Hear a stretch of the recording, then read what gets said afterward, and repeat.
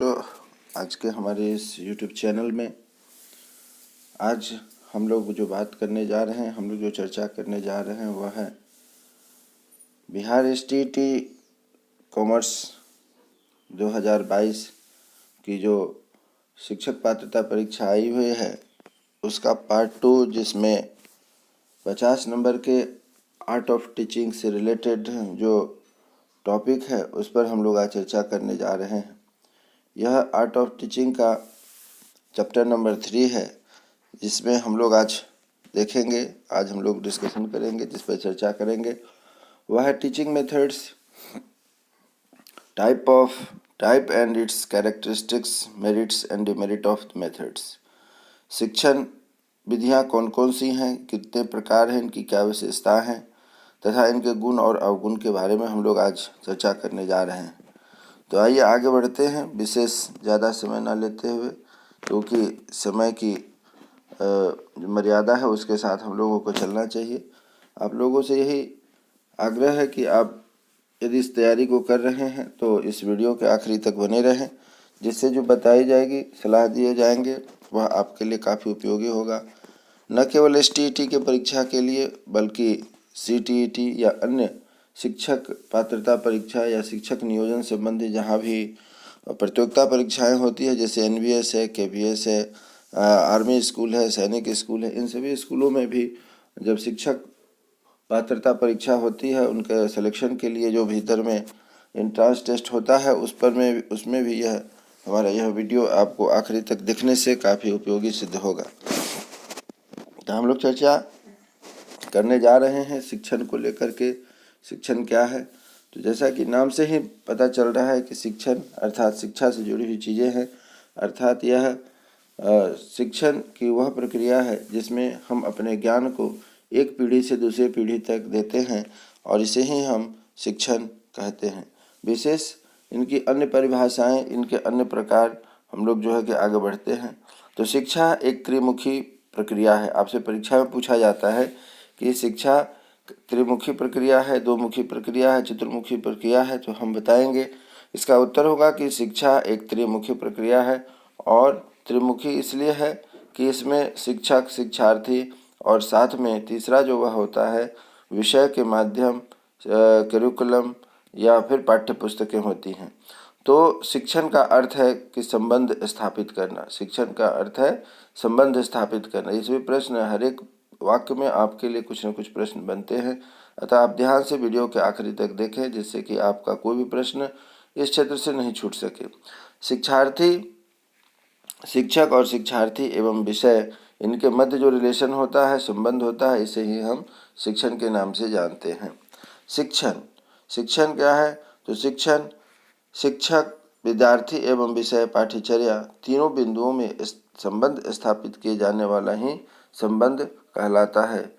फिर से एक बार रिपीट करता हूँ, शिक्षण यदि क्या है आपसे पूछा जाए तो हम कहेंगे कि शिक्षण शिक्षक, शिक्षार्थी, विषय या पाठ्यचर्या तीनों बिंदुओं में स्थापित किए जाने वाले संबंध को हम लोग क्या कहते हैं?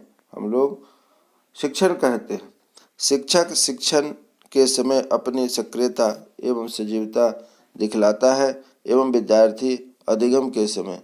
कहने से अभिप्राय यह हुआ कि जब शिक्षक पढ़ा रहे होते हैं तो उस समय दोनों की तरफ सजीवता होती है और सक्रियता होती है। शिक्षक शिक्षण के समय अपनी सक्रियता एवं सजीवता दिखलाता है। सक्रियता और सजीवता इसलिए कहते हैं क्योंकि उस समय हमारा जो एक शिक्षक होने के नाते पूरा शरीर जो होता है, मस्तिष्क है, वह काफ़ी एक्टिव रहता है, क्योंकि जिस बातों को हम समझा रहे होते हैं विभिन्न तरह के उदाहरणों का प्रयोग करते हैं बच्चों को समझाने के लिए। और सजीव इसलिए कहते हैं क्योंकि सजीव विद्यार्थी और शिक्षक दोनों के बीच में एक जो संबंध बना रहता है उस समय वह उत्सुकता से भरा होता है। और यह सबसे बड़ी पहचान होती है कि हम यदि सजीव हैं और अग्रसर हैं तो वहाँ हमें क्या करना है कि अपने भावों को आगे बढ़ाना है। इसलिए कहा गया है कि सक्रियता एवं सजीवता दिखलाती रहती है। इसी प्रकार आगे बढ़ते हैं कि शिक्षण की विशेषता क्या क्या है। तो शिक्षण की कुछ विशेषताएं हैं, विशेष है, खास है, वह हम लोग यहाँ देख रहे हैं। तो शिक्षण से शिक्षा के उद्देश्यों की प्राप्ति होती है। जैसा कि हम जानते हैं कि शिक्षण उद्देश्यपूर्ण क्रिया है। जब हम किसी न किसी उद्देश्य को लेकर के ही क्या है कि सीखने के लिए जाते हैं। विद्यार्थी सीखने के लिए आते हैं और हम सिखाने के लिए जाते हैं, उसमें कई उद्देश्य होते हैं। तो शिक्षण से शिक्षा के उद्देश्यों की प्राप्ति होती है।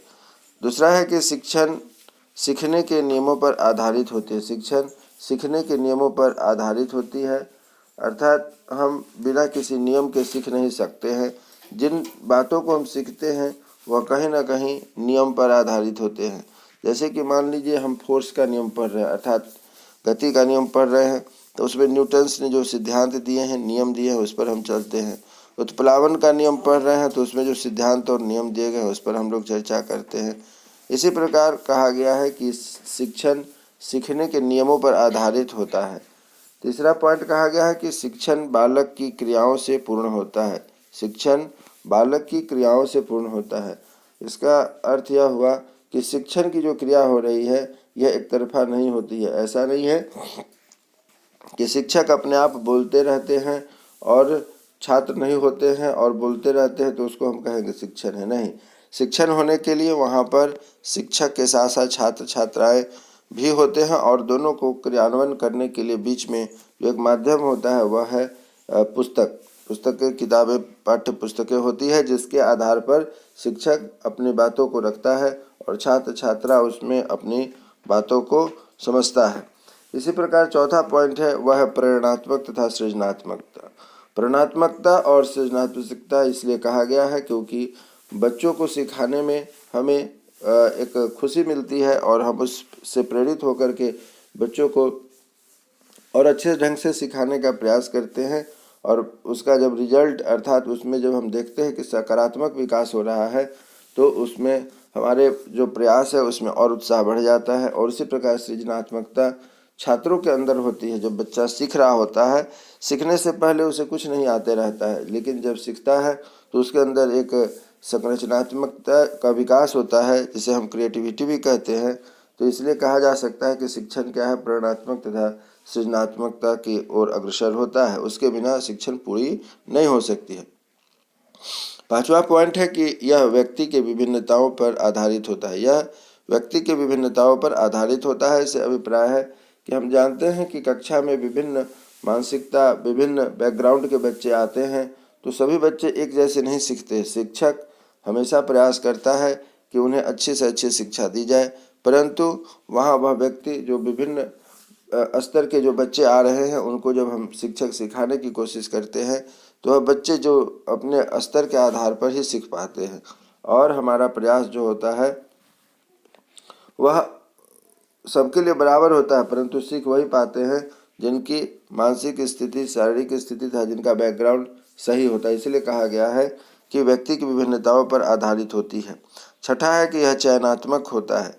छठा है यह चयनात्मक होता है। चयनात्मक इसलिए कि हम जो पढ़ाते हैं वह बच्चों की क्षमता के अनुसार चयन करते हैं कि हमें कौन सी बात किस बच्चे को देनी है। सभी बच्चे को अगर एक ही जैसा पढ़ाया जाए तो उसमें कुछ मंद बुद्धि बच्चे भी होते हैं, कुछ तीव्र बुद्धि बच्चे भी होते हैं। और साथ ही साथ जिस विषय वस्तु को पढ़ाना होता है उसके लिए हम चयन करते हैं कि कौन सा उपयुक्त उदाहरण होगा, कौन सा उपयुक्त अभ्यास होगा, कौन सा उपयुक्त तरीका होगा जिसके द्वारा हम बच्चों को पढ़ाएं, जिससे कि उन्हें पढ़ाने के लिए हमें कम से कम समय, कम से कम मेहनत में अच्छा से अच्छा रिजल्ट मिल सके। और यही कारण है कि हम लोग शिक्षण पद्धति पढ़ भी रहे हैं। और यहाँ पर आगे जो बढ़ते हैं वह आप देख रहे हैं कि यह सहानुभूतिपूर्ण तथा बालकों के सहयोग से आगे बढ़ता है।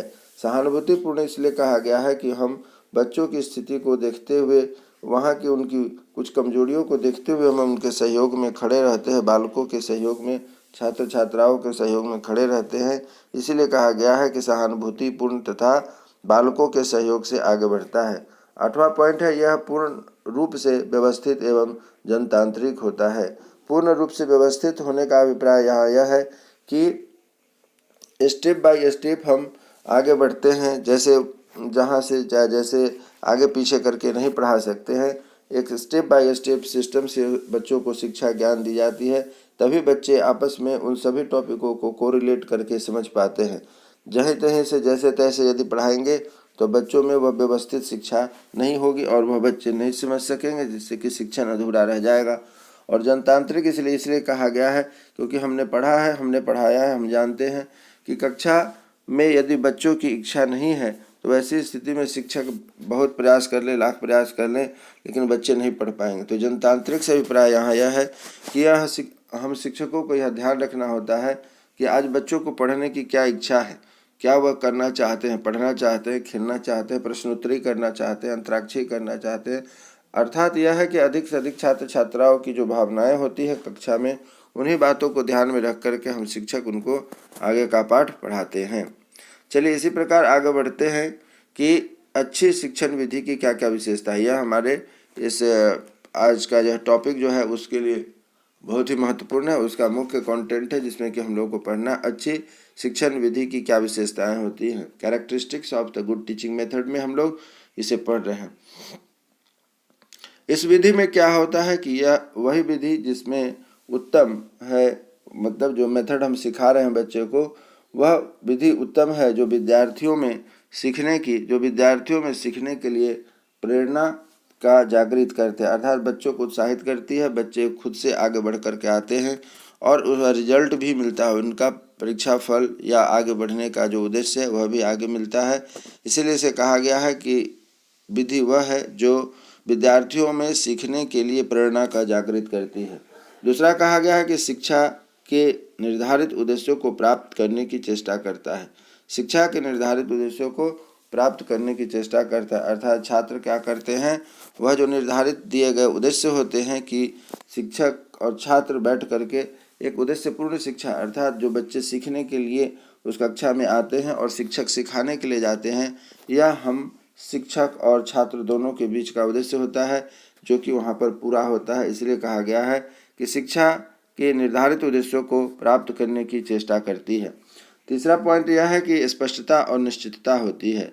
स्पष्टता अर्थात यह है कि जो हम बच्चों को समझा रहे हैं, पढ़ा रहे होते हैं, वह बच्चा स्पष्ट रूप से देखता है, समझता है और तब सीखता है। और निश्चितता यह कही जाती है कि वह श्योर होता है कि जो हमारे टीचर पढ़ा रहे हैं वह पूर्ण ज्ञान दे रहे हैं, सही ज्ञान दे रहे हैं। इसीलिए कहा गया है कि स्पष्टता एवं निश्चितता होती है। चौथा कहा गया है कि इसमें कलात्मक गुण होता है जिसके कारण शिक्षक उपयुक्त एवं अनुपयुक्त का ज्ञान प्राप्त करके विषय वस्तु प्रस्तुत करते हैं। बहुत सही बात कही गई है, हम लोगों ने पढ़ा है या हम लोग जो जानते हैं अपने अधिगम के बाद आज शिक्षण की प्रक्रिया में कि teaching is art of knowledge. यह जो है ट्रांसफ़र ऑफ नॉलेज जो होता है कलात्मक गुण होता है। एक शिक्षक बहुत ही बड़ा कलाकार होता है क्योंकि बच्चों के डिमांड के अनुसार वह तुरंत अपनी विधियों को बदलता है, अपनी प्रक्रिया को बदलता है और छात्रों को जहाँ तक हो सके उसको अधिगम करने में सहायक बनता है। तो उसके अंदर यह कलात्मक गुण है कि छात्रों की आवश्यकता के अनुसार तुरंत अपनी जो विधि है उसको बदल करके उसके अनुरूप अपना कार्य करना शुरू कर देता है। इसलिए कहा गया है कि शिक्षक उपयुक्त एवं अनुपयुक्त ज्ञान प्राप्त कर उसे विषय वस्तु प्रदान करते हैं। इसी प्रकार अगला जो आपका पॉइंट है यह कह रहा है कि यह व्यक्तिगत गुण होता है, अर्थात यह जो शिक्षक पढ़ा रहे होते हैं उस शिक्षक के एक अपने व्यक्तिगत गुण होते हैं। इसका निर्माण स्वयं शिक्षक करता है। शिक्षक की एक अपनी पर्सनालिटी होती है, क्वालिटी होती है, वह किसी दूसरे से नहीं ली जाती है और ना वह किसी को दी जा सकती है। वह व्यक्ति खुद अपना विकास करता है। यही कारण है कि शिक्षक तो बहुत सारे होते हैं परंतु कुछ शिक्षक विशेष बन जाते हैं अपने गुण के कारण, अपने व्यवहार के कारण, अपने व्यक्तित्व के कारण, और कुछ शिक्षक इसी तरह घूमते रह जाते हैं। तो वह दूसरों के द्वारा निर्धारित विभिन्न सोपानों को आंख बंद करके स्वीकार नहीं कर सकते, अर्थात वह उनकी अपनी व्यक्तिगत पहचान होती है, उनका व्यक्तिगत अभ्यास होता है जिससे उनकी पहचान छात्रों के बीच, अपने मित्रों के बीच में विशेष बनती है। वे दूसरों के बताए गए जो रास्ते हैं, सोपान है, उसको सीधे से ग्रहण नहीं करते हैं। इसी तरह से छठा पॉइंट है कि अच्छी विधि स्थानीय आवश्यकताओं के अनुकूल होती है। अच्छी विधि स्थानीय आवश्यकताओं के अनुकूल होती है। कहने से अभिप्राय यह है कि जो शिक्षक होते हैं विभिन्न प्रकार के परिस्थितियों से गुजरते हैं। शिक्षक छात्रों की कक्षाएं अलग अलग होती हैं, कहीं सीनियर क्लास होता है, कहीं मिडिल होता है, कहीं जूनियर होता है। हर तरीके के क्लास में जा कर के वह शिक्षक अपने आप को स्थापित करता है और विभिन्न प्रकार की आवश्यकताओं को पूरा करता है और उसके अनुकूल अपने आप को बना करके बच्चों को ज्ञान देता है। इसलिए कहा गया है कि अच्छी विधि स्थानीय आवश्यकताओं के अनुकूल जो होती है। इसी प्रकार आगे बढ़ते हैं। आपका 7वां पॉइंट है कि 7वां पॉइंट यह कहता है कि यहाँ पर कि अच्छी विधि छात्रों को संपूर्ण व्यक्तित्व का विकास कराती है। अर्थात जब टीचर पढ़ा रहे होते हैं तो उनके द्वारा दिए जाने वाले ज्ञान, उनके दिए जाने वाले सुझाव, उनके द्वारा दिया गया जो उदाहरण होता है, वह उनका व्यवहार जो शिक्षक करते हैं पढ़ाने के दौरान कक्षा में, वह उससे बच्चे काफ़ी प्रभावित होते हैं और उनके अनुरूप नकल करके उनके जैसा बनने का प्रयास करते हैं। तो एक अच्छे शिक्षक जो होंगे उनके जैसे उनके छात्र भी अच्छे बनेंगे। इसलिए कहा गया है कि अच्छी विधि छात्रों के संपूर्ण व्यक्तित्व का विकास करती है और साथ ही साथ विषय के प्रति आकर्षित भी होते हैं। जैसे मान लीजिए कि किन्हीं को इंग्लिश डिफ़िकल्ट लगता है, मैथ्स डिफ़िकल्ट लगता है, किसी को SST, किसी को साइंस, लेकिन यदि शिक्षक अच्छे हैं, उनकी पढ़ाने की विधियाँ अच्छी हैं और उनके जो व्यवहार अच्छे हैं, उनका समझाने का तरीका जो है, तो वैसी स्थिति में उन बच्चों को जब इन कठिन विषयों से गुजरना होता है अच्छे शिक्षक के साथ, तो धीरे धीरे उनके व्यवहार में परिवर्तन आता है और धीरे धीरे उनके जो विषय वस्तु है उस बच्चे को समझ में आने लगती है और वह विषय जो बच्चों जिससे बच्चे दूर भाग रहे होते हैं, वह स्टूडेंट, वह छात्र शिक्षक के नज़दीक आता है, उस विषय के नज़दीक आता है और एक अच्छा छात्र बनकर के एक अच्छा रिजल्ट देता है। इसलिए कहा गया है कि विषय के प्रति आकर्षित होते हैं। आइए अब आगे बढ़ते हैं कि हम यह देख रहे हैं कि यहाँ पर कुछ जो हमारे पास टॉपिक है वह यह है कि बहुत ही महत्वपूर्ण टॉपिक है। हमें यह ध्यान रखना है, परीक्षा में आपसे पूछा जाता है, रिटन में भी, ओरल में भी, कि जो शिक्षण विधियाँ होती हैं वे 2 तरह की होती हैं। एक होती है चाइल्ड सेंटर्ड और दूसरी होती है टीचर सेंटर्ड। टीचर सेंटर्ड से अभिप्राय होता है कि शिक्षक केंद्रित विधियाँ होती है। तो शिक्षक केंद्रित विधियों में यह होता है कि शिक्षक मुख्य रूप से उसके हीरो होते हैं और छात्र जो है कि इनएक्टिव मोड में होता है, एक्टिव मोड में टीचर होते हैं। और वह कौन कौन सी विधियाँ हैं इस पर हम लोग चर्चा करते हैं। यहाँ जो देखने के आपके सामने है वह है कि इसमें शिक्षक मुख्य होता है और विद्यार्थी गौण होता है। जैसा कि मैंने कहा कि जब शिक्षक केंद्रित विधियाँ, टीचर सेंटर्ड मेथड होते हैं, तो उसमें शिक्षक एक्टिव मोड में होते हैं और स्टूडेंट इनएक्टिव मोड में होते हैं। वह चुपचाप सुनते रहते हैं श्रोता की तरह और सारा काम उसमें शिक्षक का होता है। दूसरा पॉइंट यह है कि यह वर्णनात्मक प्रकार की होती है। वर्णनात्मक से अभिप्राय यह है कि केवल इसमें मौखिक संप्रेषण होता है, मुंह से बोलते जाते हैं, हाथ से इंप्रेशन देते जाते हैं और इस तरीके से उनका शिक्षण का कार्य चलता है। तीसरा पॉइंट है कि इसके द्वारा शिक्षण में औपचारिकता की मात्रा अधिक होती है। अर्थात जो टीचर पढ़ा रहे होते हैं वह एक फॉर्मेलिटी है, इतने अवधि तक पढ़ाना है, इतनी बातों को रखना है, उसको अपने स्तर से रखते जाते हैं। टीचर एक्टिव मोड में होते हैं। इसलिए कहा गया है कि इसके द्वारा शिक्षक में औपचारिकता की मात्रा अधिक होती है। नेक्स्ट है कि इसमें विद्यार्थी केवल निष्क्रिय श्रोता होता है और शिक्षक सक्रिय होता है। इसको शुरू में ही मैं बता चुका हूँ। 5वां पॉइंट है कि इसमें विद्यार्थी के विचारों, सृजनात्मकता आदि के लिए कोई स्थान नहीं होता है। इसमें विद्यार्थियों के विचारों, सृजनात्मकता आदि के लिए कोई स्थान नहीं होता है, क्योंकि जैसा कि शुरू में ही हम लोग चर्चा कर चुके हैं कि इस शिक्षक केंद्रित विधि में छात्र जो इनएक्टिव होते हैं और शिक्षक एक्टिव मोड में होते हैं, वैसी स्थिति में विद्यार्थियों के अंदर विचारों, सृजनात्मकता आदि में कोई स्थान नहीं होता है, वह चुपचाप सुनते रहते हैं। यहाँ जो होते हैं टीचर एक्टिव मोड में होते हैं। और छठा जो है, इसके द्वारा केवल स्मृति स्तर व पुनः स्मरण पर ध्यान देते हुए विद्यार्थियों को ज्ञानात्मक स्तर का ज्ञान ही दिया जाता है। इसमें निम्नलिखित परंपरागत शिक्षण विधियाँ आती हैं। जो आपको मैं बताने जा रहा हूँ उसको विशेष करके आप ध्यान रखेंगे। यह 4 जो है आपसे पूछता है कि कौन कौन से मुख्य शिक्षक केंद्रित विधियाँ हैं। तो नंबर 1 में आएगा व्याख्यान विधि, नंबर 2 में आता है वह पाठ्य पुस्तक विधि, नंबर 3 में आता है कहानी विधि और नंबर 4 में आता है व्याख्यान प्रदर्शनी विधि। तो ये 4 ऐसी विधियां हैं जिसमें कि शिक्षक केंद्रित विधियां होती है। इसमें शिक्षक ही एक्टिव होते हैं और स्टूडेंट इनएक्टिव मोड में होता है। तो यह रहा आपका शिक्षक केंद्रित विधियां। अब आगे बढ़ते हैं। बाल केंद्रित विधियाँ कौन कौन सी हैं? तो बाल केंद्रित विधियाँ भी उसी तरीके से महत्वपूर्ण है। इस पर हम लोग जो देखने जा रहे हैं, इसमें यह देखते हैं कि बाल केंद्रित में बालक की शिक्षा केंद्र में माना जाता है, अर्थात जो छात्र होता है वह इसका केंद्र बिंदु होता है। उसके बाद दूसरा पॉइंट यह है कि इसमें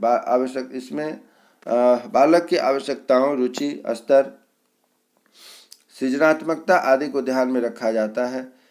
तीसरा पॉइंट होता है कि इसमें बालक को सक्रिय रखा जाता है एवं स्वतंत्रता पूर्वक सीखने को दिया जाता है। चौथा है कि इसमें शिक्षक की भूमिका अधिगम परिस्थिति को उत्पन्न करने वाले की तथा मार्गदर्शक की होती है।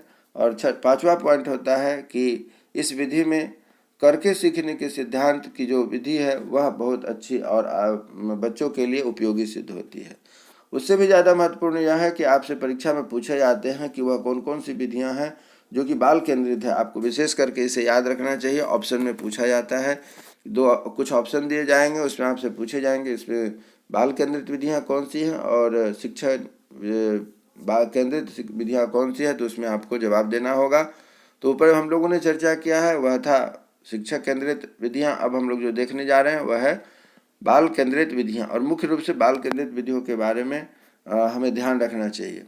नंबर 1 है प्रयोजन विधि, नंबर 2 में आप देख रहे हैं समस्या समाधान विधि, नंबर 3 में है आगमन निगमन विधि, नंबर 4 में है खेल विधि, नंबर 5 में आप देख रहे हैं अन्वेषण विधि, नंबर 6 में है प्रयोगशाला विधि, नंबर 7 में ह्यूरिस्टिक विधि और नंबर 8 में है पर्यवेक्षण विधि। तो इस प्रकार से हम लोग देख रहे हैं कि यह जो 8 विधियां हैं यह नवीन शिक्षण पद्धतियां हैं और इसमें बाल केंद्रित ज़्यादातर जो है कि विधियां होती हैं। इसी प्रकार हम आगे बढ़ते हैं कि इसमें कौन कौन से गुण दोष वाला जो हमारा टॉपिक था उस पर हम लोग ध्यान देते हैं कि कौन कौन सा विधि है। पहला है व्याख्यान विधि।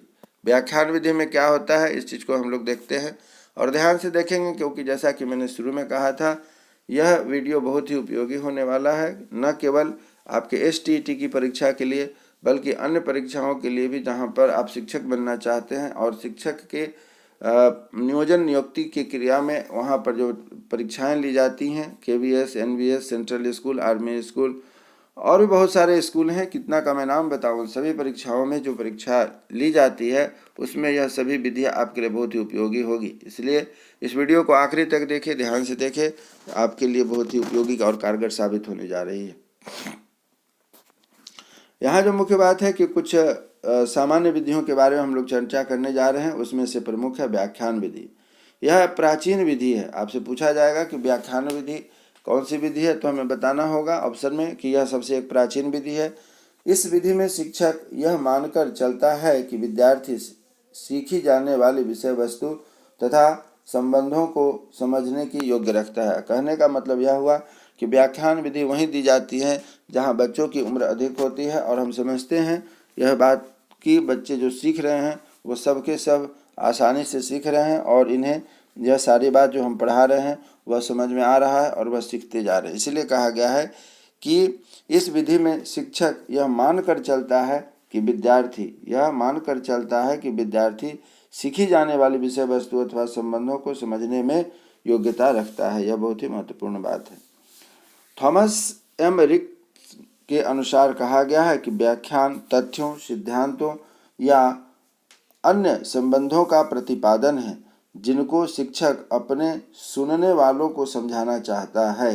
अतः स्पष्ट है कि व्याख्यान शिक्षक के द्वारा अपने विद्यार्थियों को विषय वस्तु को स्पष्ट करने, तथ्यों से संबंधित करने तथा संप्रेषण करने का सरल, सस्ता एवं कम समय लेने वाला एक प्रभावी साधन है, जिसे प्रयोग में लेते समय वह यह मान कर चलता है कि विद्यार्थी के पास उसे समझने हेतु आवश्यक पृष्ठभूमि अर्थात पूर्व ज्ञान व योग्यता है। कहने का मतलब यह हुआ कि जब हम व्याख्यान विधि कहते हैं उस समय यह हम समझते होते हैं कि जो विद्यार्थी होता है उसके पास पहले से समझने का पूर्व ज्ञान है एवं योग्यता है, जिससे कि हम समझा करके उसे हम क्या है संतुष्ट कर सकते हैं और आगे बढ़ा सकते हैं। इसीलिए व्याख्यान विधि को हम लोगों को प्राचीन विधि के रूप में कहा गया है।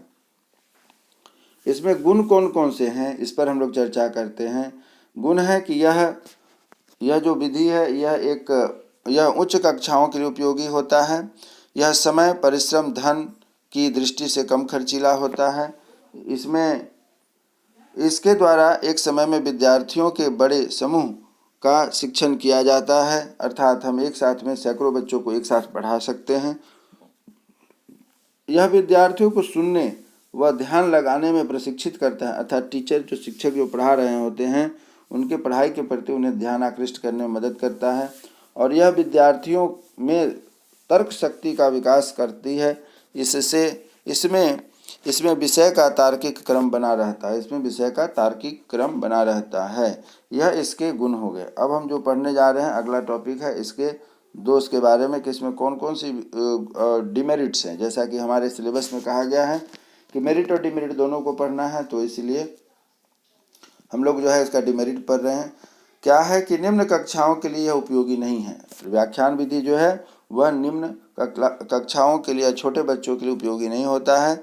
इसमें दूसरा पॉइंट है, इसमें विद्यार्थी निष्क्रिय श्रोता बने रहते हैं तथा यह करके सीखने के सिद्धांत के पूर्व अवहेलना करती है एवं केवल स्मृति पर आधारित होती है।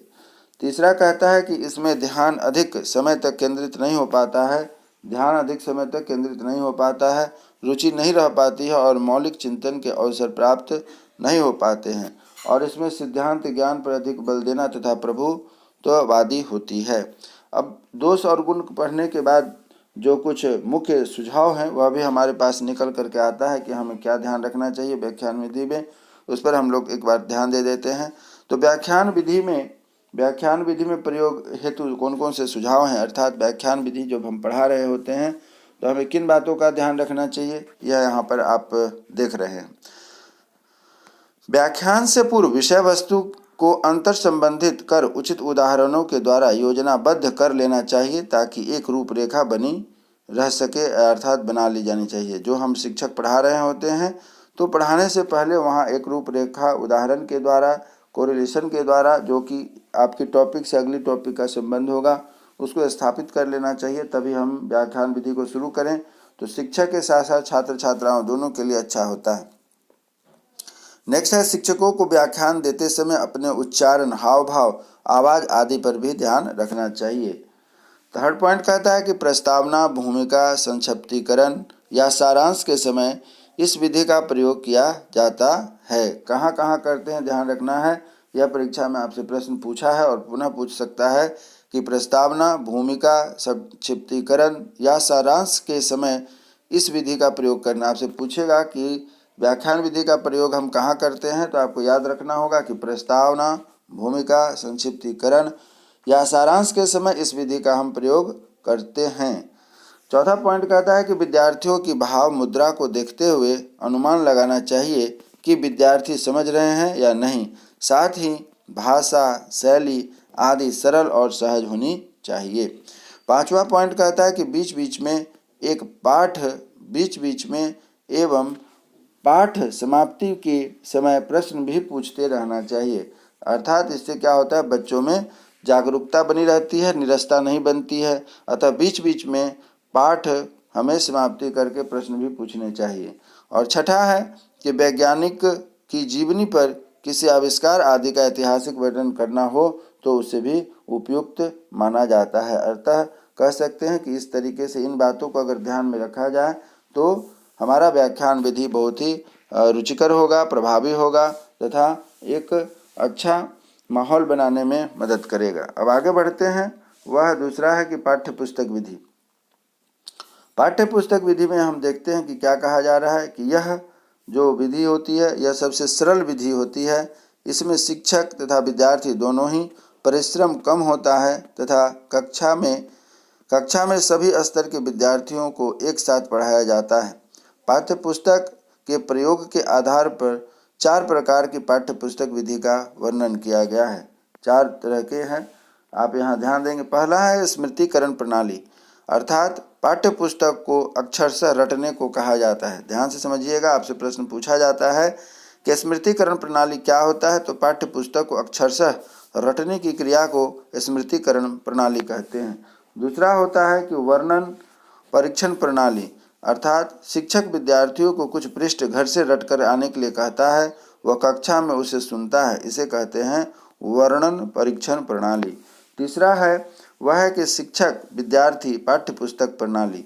शिक्षक विद्यार्थी पाठ्यपुस्तक प्रणाली अर्थात शिक्षक तथा विद्यार्थी साथ साथ पाठ्यपुस्तक का अध्ययन करते हैं एवं शिक्षक विद्यार्थियों को समझता जाता है। शिक्षक विद्यार्थियों को समझता जाता है। और चौथा है कि उप प्रभाव वर्णन प्रणाली, एक इकाई को कई उपभागों में विभक्त करके विद्यार्थियों को गृह कार्य के रूप में दिया जाता है, जिसे विद्यार्थी याद करके लिख करके लाते हैं। कक्षा में शिक्षक शिक्षण कार्य एक पाठ्यपुस्तक से या सभी विद्यार्थियों के पाठ्यपुस्तक को खोलकर धीरे धीरे पढ़ाते हुए पाठ का विकास करता है और इस विधि में तू पढ़ विधि या तू पढ़ मैं सुन विधि को समझ में आती है। इस बात का आप ध्यान रखेंगे। आपसे प्रश्न में पूछता है कि तू पढ़ विधि क्या है और तू पढ़ मैं सुनूं को समझाओ विधि क्या होता है, तो आप इस चीज़ का ध्यान रखेंगे यहाँ पर विशेष करके। अब आगे बढ़ते हैं। हम लोगों के पास है कि पाठ्यपुस्तक विधि के क्या गुण हैं, यह भी हमें पढ़ना है। तो इसके गुण हैं कि विद्यार्थियों में स्वाध्याय का विकास होता है, अर्थात खुद जब बोल बोल करके रट के पढ़ते हैं। दूसरा है कि इसमें समय श्रम और धन की भी बचत होती है।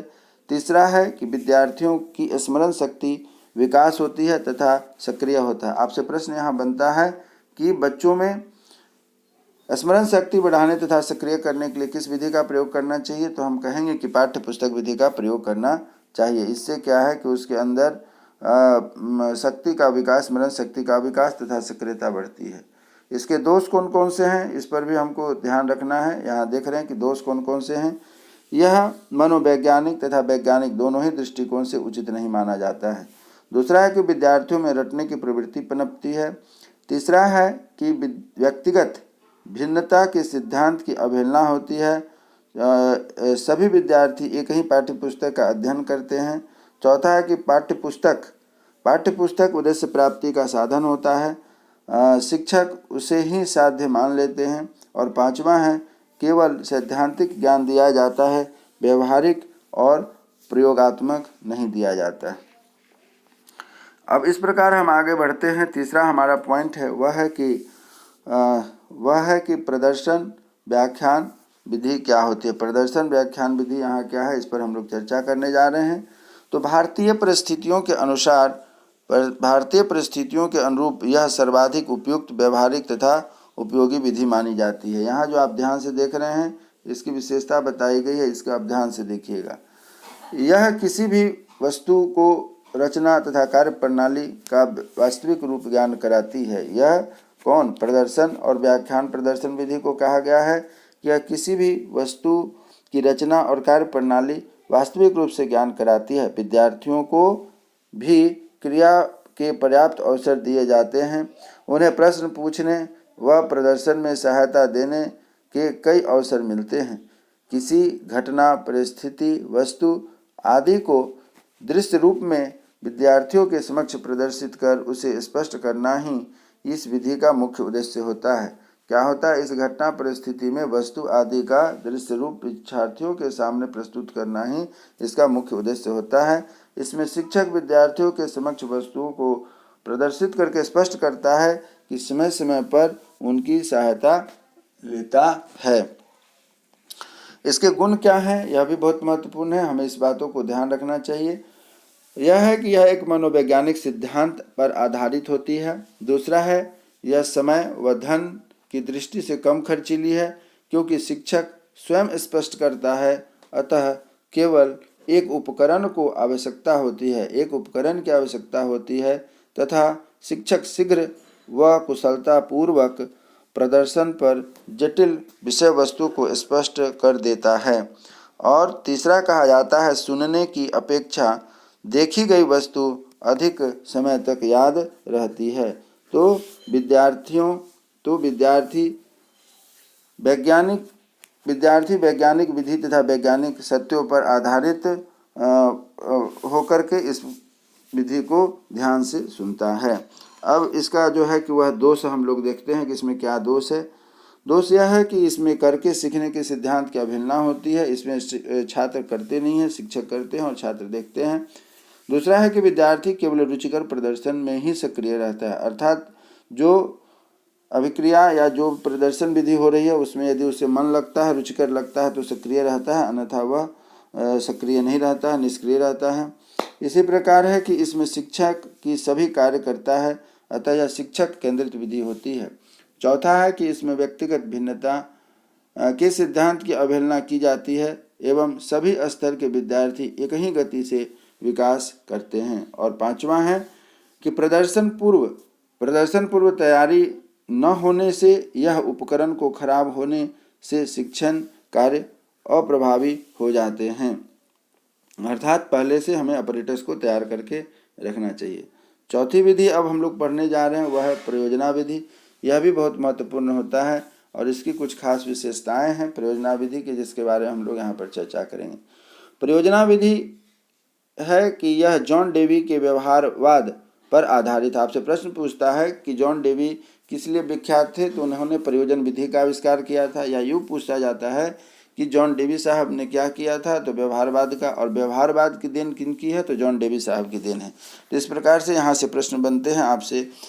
इस विधि का विकास प्रवर्तन W.N. किलपैट्रिक ने किया था। किलपैट्रिक जॉन डेवी के शिष्य थे। इन्होंने 1981 में द प्रोजेक्ट मेथड शोध पत्र प्रकाशित किया था और इसमें कहा गया था इस विधि को J.A. स्टीवेंसन ने पूर्ण किया। इस विधि का मुख्य आधार ऐसी शिक्षा है जो अर्थपूर्ण क्रिया पर आधारित होती है। अब कहा जा रहा है कि प्रोजेक्ट शब्द शिक्षाविदों ने विविध प्रकार से परिभाषित करने का प्रयास किया है। क्या है? प्रोजेक्ट शब्द शिक्षाविदों ने विविध प्रकार से परिभाषित करने का प्रयास किया है जो निम्नलिखित है। किलपैट्रिक प्रोजेक्ट उद्देश्यपूर्ण कार्य है जिसे लगन के साथ सामाजिक वातावरण में पूर्ण किया जाता है। स्टीवेंसन साहब की कहना है कि प्रोजेक्ट एक समस्या मूलक कार्य है जिसे स्वाभाविक परिस्थितियों में पूर्ण किया जाता है। प्रोजेक्ट क्या है? एक समस्या मूलक कार्य है, अर्थात आपको समस्या पहले से दी जाती है, अर्थात जो आने वाली समस्या है उसको ध्यान में रख करके प्रोजेक्ट बनाया जाता है। विभिन्न स्थितियों के अनुरूप यह कार्य करता है। इसमें कौन कौन से सिद्धांत कार्य करते हैं, तो क्रियाशीलता का सिद्धांत, उपयोगिता का सिद्धांत और सौदेश्यता का सिद्धांत तथा सामाजिकता का सिद्धांत। प्रश्न पूछता है कि यह प्रयोजन विधि कैसे जुड़ा है, तो एक दूसरे से जुड़ा है। वह क्रियाशीलता का सिद्धांत, उपयोगिता का सिद्धांत, सौदेश्यता और सामाजिकता के सिद्धांत इसमें जुड़े हुए हैं। चलिए आगे बढ़ते हैं कि इसमें और क्या है। तो इसमें हम देखते हैं कि वास्तविकता का सिद्धांत, यथार्थवाद का सिद्धांत जिसे कहते हैं। छठा है स्वतंत्रता का सिद्धांत। सातवां है रुचि का सिद्धांत। आठवां है सहसंबंधता का सिद्धांत और नौवां है जीवन से सीधे सीखने का सिद्धांत। ये सारे सिद्धांत जो हैं कि उससे जुड़े होते हैं। अब आगे बढ़ते हैं कि W.H. किलपैट्रिक के अनुसार प्रोजेक्ट मेथड को 4 प्रकार में बांटा गया था। एक का नाम है रचनात्मकता, दूसरा का नाम है कलात्मकता और तीसरे का नाम है समस्यात्मक, चौथा है अभ्यासात्मक प्रोजेक्ट। रचनात्मक या उत्पादक प्रोजेक्ट उसे कहा जाता है जो वास्तविक संरचना करना इनके उद्देश्य होते हैं, जैसे कि मॉडल बनाना, पत्र आदि का निर्माण करना। यहाँ जो हम देख रहे हैं इसके बारे में कहा गया है। कलात्मक तथा उपभोक्ता प्रोजेक्ट उसे कहा जाता है जो उद्देश्य की प्राप्ति प्रत्यक्ष या अप्रत्यक्ष अनुभव से की जाती है, जिसे आनंद के प्रोजेक्ट भी कहे जाते हैं। इसमें ध्यान रखिएगा, आनंद के प्रोजेक्ट भी कहे जाते हैं, जैसे कहानी सुनाना, संगीत सुनाना। तीसरा है कि समस्यागत प्रोजेक्ट कहा जाता है, जिसे कि बौद्धिक प्रक्रिया कहते हैं। और अभ्यासात्मक प्रोजेक्ट उसको कहा जाता है कि अभ्यास के द्वारा किसी निश्चित कौशल को प्राप्त किया जा सकता है, जैसे मानचित्र बनाना, रेखाचित्र बनाना इत्यादि। ये सभी जो हैं कि किलपैट्रिक साहब ने प्रोजेक्ट को 4 भागों में बांटा था। तो कहाँ क्या विशेषता है जो हमने आपके सामने प्रस्तुत किया। अब आगे बढ़ते हैं कि इसके स्टेप्स कौन कौन से हैं, अर्थात इसके सोपान कौन कौन से हैं, इस पर हम लोग ध्यान दे रहे हैं। यहाँ जैसा कि आप देख रहे हैं इस पर चर्चा हो रही है। तो इस चर्चा के अनुसार हमें जो देखना है वह यह है कि कौन कौन से कार्य हो रहे हैं। तो इस पर चर्चा जो हम देख रहे हैं वह यह है कि परिस्थितियाँ उत्पन्न करना, इसके सोपान होते हैं। दूसरा है कि प्रोजेक्ट का चयन या उद्देश्य का ज्ञान होना। तीसरा है कि प्रोजेक्ट की योजना का निर्माण करना। चौथा है कि प्रोजेक्ट के क्रियान्वयन करना। पांचवा है कार्य का मूल्यांकन करना तथा छठा है विवरण या रिपोर्ट कार्ड तैयार करना। ये सभी स्टेप्स हैं। अर्थात कोई भी प्रोजेक्ट जब दिया जाता है तो उसके लिए परिस्थिति उत्पन्न करके, कंडीशन डाल करके बच्चों को सामने दिया जाता है। जब उनको प्रोजेक्ट दिया जाता है तो उनके उद्देश्य को बताया जाता है कि क्यों हम आपसे यह प्रोजेक्ट करने के लिए कह रहे हैं या करवाया जाता है। फिर उसको कैसे करना है उसकी योजना निर्माण की जाती है, और कैसे करना है तो उसके लिए क्रियान्वयन करना होता है। क्रियान्वयन के बाद उसका मूल्यांकन होता है कि कैसे इसमें इनके कार्य हो रहे हैं, और उसके बाद हो जाता है आखिरी में कि विवरण तैयार करना कि आपने कैसे जो किया है वह कहाँ मेरिट, डिमेरिट, अच्छाई, बुराई, कमी क्या रह गई इसके बारे में। अब आते हैं इसके गुण के बारे में, पढ़ते हैं कि क्या है।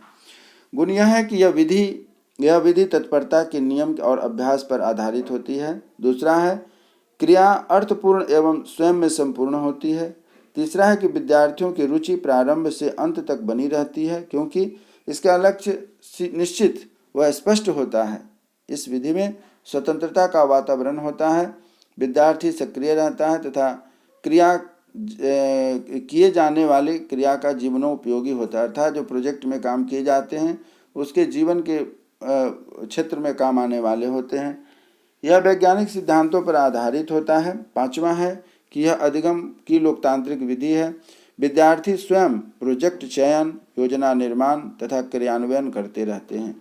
छठा है इसमें व्यक्तिगत भिन्नता के अनुसार शिक्षा, स्वयं कार्य करने की प्रवृत्ति, आत्मविश्वास, आत्मनिर्भरता व अभिव्यक्ति विकसित करने का पर्याप्त अवसर प्राप्त होता है तथा अस्थायी व स्पष्ट ज्ञान प्राप्त होता है। और सातवां है गृह कार्य जो देने की होती है उससे मुक्ति मिलती है। तो यह इसके हो गए थे गुण। अब पढ़ते हम लोग इसके दोष क्या है, खराबी क्या है, जिसकी वजह से इसको उतना हर जगह नहीं लागू किया जा सकता है। नंबर 1 में है कि इसमें धन, समय और श्रम अधिक लगता है। नंबर 2 है कि इस विधि पर आधारित पाठ्य पुस्तकों के अभाव होते हैं। नंबर 3 है कि शिक्षक से अत्यधिक आशा की जाती है कि उसे सभी विषयों, परियोजनाओं का ज्ञान होना, जबकि इतिहास, नागरिक इतिहास का शिक्षक विज्ञान के विषय में पर्याप्त ज्ञान नहीं रख सकता। कहने से अभिप्राय यह है कि एक शिक्षक के अंदर सभी गुण नहीं हो सकते हैं। कुछ शिक्षक एसएसटी में अच्छे होते हैं तो कुछ शिक्षक विज्ञान में अच्छे होते हैं, कुछ शिक्षक में सभी गुण नहीं हो सकते हैं। तो ऐसी स्थिति में यह विधि पूर्णतया उपयोगी साबित नहीं हो पाती है। चौथा है कि वर्तमान शिक्षा प्रणाली, उपलब्ध साधन आदि परिस्थिति इस विधि के व्यवहार प्रयोग के पक्ष में नहीं है। और पांचवा है कि उच्च कक्षाओं में प्रोजेक्टों की उपलब्धता नहीं है तथा समय पर पाठ्यक्रम को समाप्त करना मुश्किल हो जाता है। तो यह थे प्रोजेक्ट विधि के 2 और गुण। अब आगे हम बढ़ते हैं, वह है समस्या समाधान विधि।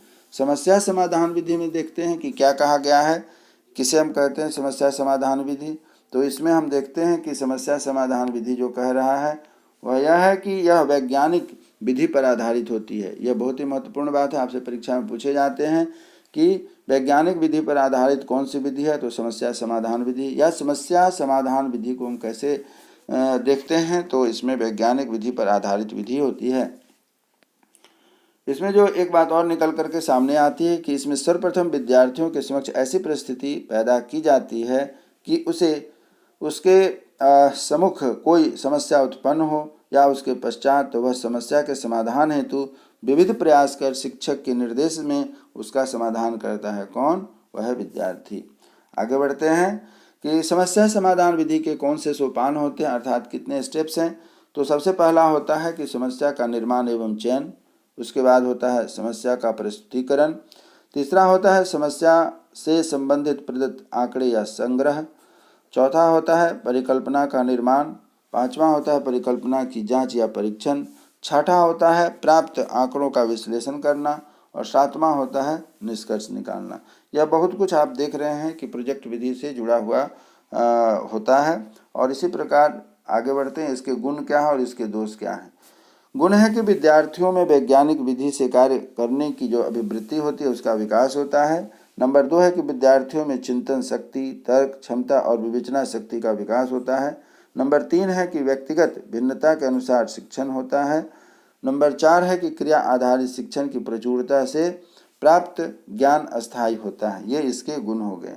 दोष क्या है उस पर भी हम लोग ध्यान देते हैं। प्रत्येक विषय का शिक्षण इसके द्वारा संभव नहीं हो पा रहा है। दूसरा है कि यह केवल उच्च कक्षाओं में के लिए उपयोगी है। तीसरा है कि इसमें समय तथा श्रम अधिक लगता है। और चौथा जो सबसे महत्वपूर्ण है वह है कि प्रदत्तों के संग्रह हेतु विद्यालयों में पर्याप्त संदर्भ उपलब्ध नहीं होते हैं। समस्या समाधान प्रयोजन विधि में अंतर यह है कि समस्या समाधान विधि मानसिक चिंतन व मानसिक निष्क्रियताओं पर बल देती है, जबकि प्रयोजन केवल प्रायोगिक कार्य को महत्व देती है। समस्या समाधान विधि से पढ़ाते समय शिक्षक को ध्यान रखना चाहिए कि समस्या विद्यार्थी की रुचि और इतिहास के स्तर पर अनुकूल होनी चाहिए। अगला हमारा पॉइंट है वह है ह्यूरिस्टिक विधि। ह्यूरिस्टिक विधि पर हम लोग चर्चा करते हैं।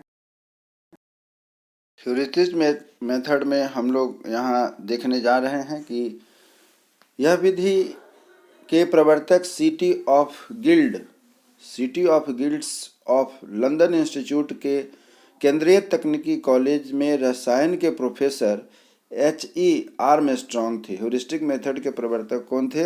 H.E. आर्मस्ट्रॉन्ग थे। ह्यूरिस्टिक शब्द ग्रीक ह्यूरिस्को से उत्पन्न हुआ है, जिसका अर्थ होता है यूरोस्किन को प्राप्त करना या मैं खोजता हूँ। इस विधि का मुख्य उद्देश्य विद्यार्थियों को खोजी के रूप में ग्रहण करना है। विद्यार्थी को खोजी के रूप में ग्रहण करना है।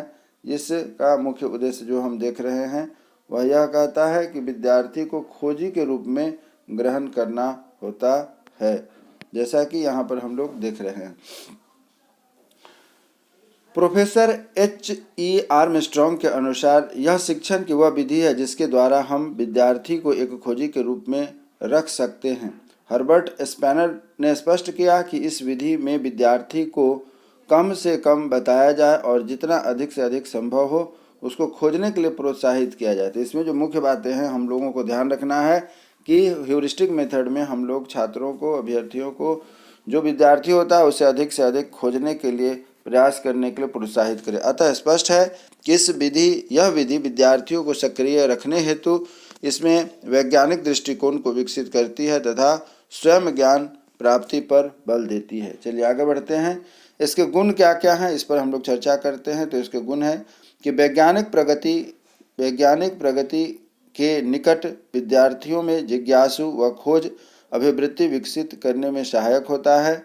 नंबर 2 है कि मनोवैज्ञानिक विधि है वह वैज्ञानिक दृष्टिकोण को विकसित करने में सहायक है। नंबर 3 कहा जाता है कि गृह कार्य से मुक्ति, धैर्य, सावधानी, स्वच्छता व अवलोकन जैसे कौशलों के विकास में सहायक होता है। 4th है करके सीखने के सिद्धांत पर आधारित होता है। 5वां है कि शिक्षक विद्यार्थी संबंध में प्रगाढ़ता आती है। और यह थे इनके गुण। अब पढ़ते इसके दोष। इसके दोष क्या है कि अधिक समय लेती है तथा संपूर्ण पाठ्यक्रम इस विधि से पूर्ण हो सकता है।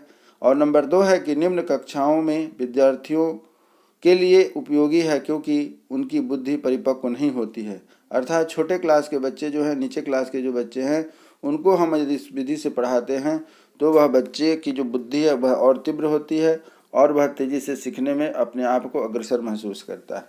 अब जो हम लोग पढ़ने जा रहे हैं आगमन और निगमन विधि, यह एक ऐसी विधि है जो हर परीक्षा में, हर विधि में या हर सब्जेक्ट में यह बहुत ही उपयोगी होती है। आगमन विधि और निगमन विधि एक ऐसी विधि है जो एक दूसरे को अपोजिट है, परंतु यह शिक्षण के हर एक विधियों में या हर एक विषय के विधियों में बहुत ही उपयोगी है। यह बहुत ही कारगर साबित होती है। इसलिए इस विधि को हमें किसी भी भाषा के शिक्षण में या किसी भी सब्जेक्ट के जो विषय है उसको शिक्षण के दौरान इसका हम प्रयोग कर सकते हैं। जैसा कि नाम से ही स्पष्ट हो रहा है कि आगमन विधि, इस विधि में विद्यार्थी को विविध उदाहरणों का अवलोकन करते हुए स्वयं निष्कर्ष निकाल करके सामान्य नियमों का निर्माण करना होता है। जैसे हम किसी वस्तु को फेंकते हैं तो वह नीचे गिरती है, इससे यह निष्कर्ष निकलता है कि पृथ्वी के अंदर आकर्षण शक्ति है जिससे सभी वस्तुओं को अपनी ओर खींचती है और इस प्रकार की विशिष्ट से सामान्य की ओर चलती है। यह एक और ध्यान रखिएगा कि आगमन विधि जो होती है वह क्या है, वह विशिष्ट से सामान्य की ओर चलती है। आगमन विधि के जो मुख्य गुण हैं उसके बारे में हम लोग यहाँ देखते हैं।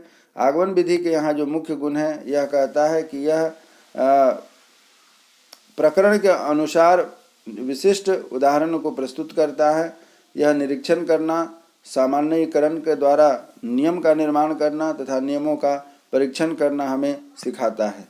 इसी प्रकार से है कि इसके गुण कौन कौन से हैं, तो गुण में देखते हैं कि इसमें वैज्ञानिक दृष्टिकोण व अवलोकन की क्षमता का विकास होता है। नंबर 2 में प्राप्त ज्ञान व्यवहारिक व अस्थायी होती है क्योंकि बालक स्वयं करके सीखता है। यह प्रश्न आपसे बनता है कि बालक में व्यवहारिक और अस्थायी गुण का विकास कैसे होगा, तो हम कहेंगे कि उसमें बालक स्वयं इसमें करके सीखता है, इसीलिए इसमें गुण का विकास होता है।